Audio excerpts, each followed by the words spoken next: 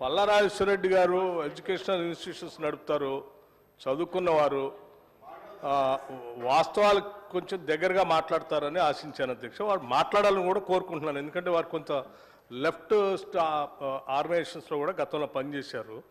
కొంచెం వాస్తవాలు చెప్తే మేము కూడా ఏమైనా పనికి వచ్చామంటే వాడుకుంటాం అనుకున్నాం. కానీ మరీ ఇంత బ్లేటెంట్గా ముఖ్యమంత్రి గారు విద్యాశాఖ చూస్తున్నారు, వారి సమయం లేదు, ఏమి పట్టించుకోవట్లేదు అని అంటున్నారు. ఇది కరెక్ట్ కాదు అధ్యక్ష.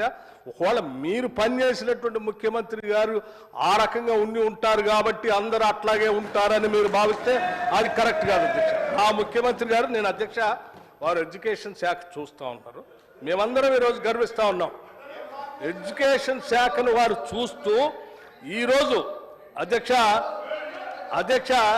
11,000 మంది టీచర్స్ రిక్రూట్మెంట్ డిఎస్సి 10 సంవత్సరాలు మీ సమయంలో రిక్రూట్ చేయకపోతే వారు ప్రత్యేకంగా శ్రద్ధ తీసుకొని మొదట డిఎస్సిని ప్రకటించడమే కాదు, రిక్రూట్మెంట్ చేసి అపాయింట్మెంట్ లెటర్స్ ఇచ్చి మళ్ళీ తర్వాత భవిష్యత్తులో కూడా ఖాళీగా ఉంటే ఇంకొక 5 నుంచి 6,000 మంది టీచర్స్ రిక్రూట్ చేస్తామని ప్రకటించారు. This is what it shows how serious the CM is taking care of it.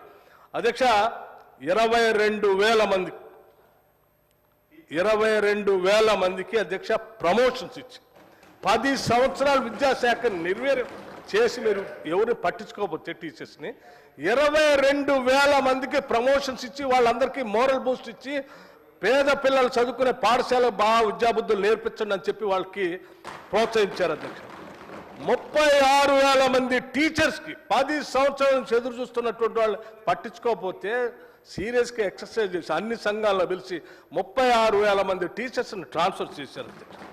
అంతెందుకు అధ్యక్ష, ఈ రాష్ట్రంలో ఉన్నటువంటి యూనివర్సిటీస్ని పూర్తిగా మీరు గాలికి వదిలేస్తే సామాజిక యాంగిల్లో కూడా ఆలోచన చేసి విద్యాబుద్ధులు నేర్పేటువంటి యూనివర్సిటీస్ అన్నింటిలో అందరికీ